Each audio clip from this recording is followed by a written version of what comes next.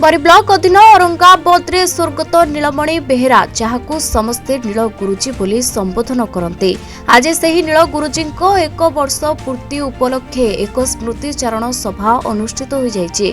उक्त सभारे सभापति बौद्ध गवेषक दिलीप कुमार दास करितबा बेले सांबादिक प्रताप कुमार दास मंच परिचालना करथिले। स्वर्गत गुरुजी एही स्मृतिचारण सभारे आखपाख अंचलर बहु विशिष्ट व्यक्ति राजनेता समर्थक गुरुजी को भल पाउथबा लोक माने प्रेमी जोग देइथिले।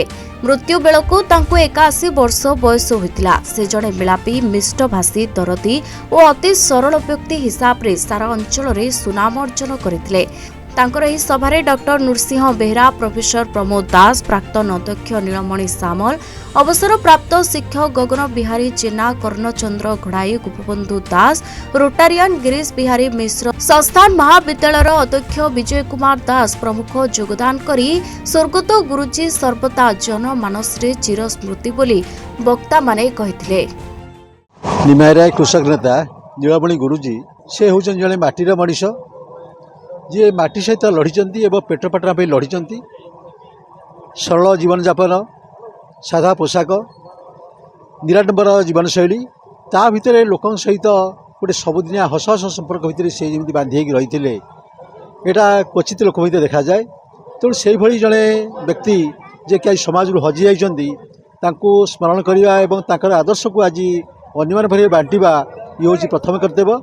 मुझे दिशा आशा करी तांकर सही कथा आज आम समाज रे नुआ ढांचा पकू अन्य को आकर्षण करूँ ये आशा करूँ। डॉक्टर गिरीश बिहारी मिश्र नीलमणि सार वार्षिक उत्सव में जोगदेवाई आसीलु। बहु मान्यगण्य व्यक्ति ये जोगदे बरी तथा जाजपुर जिलूर बहु शिक्षाविद ये जोगदे। नीलमणि सार जड़े समाज सहित लगी रही व्यक्ति, समाज में बहुत काम कर जड़े शिक्षक।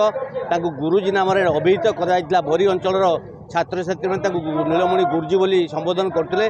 जाहू एभली महान व्यक्तिंकर आज स्मृतिचारण दिवस रे बहु व्यक्ति आसीथिले। तांकर परिवार वर्ग, तांकर पुत्र जीतू बाबू एवं कन्या बहु समस्ते मिशिथिले। ग्रामवासी मानकर अकुंठ सहयोग रे आज ये कार्यक्रम होइतिला।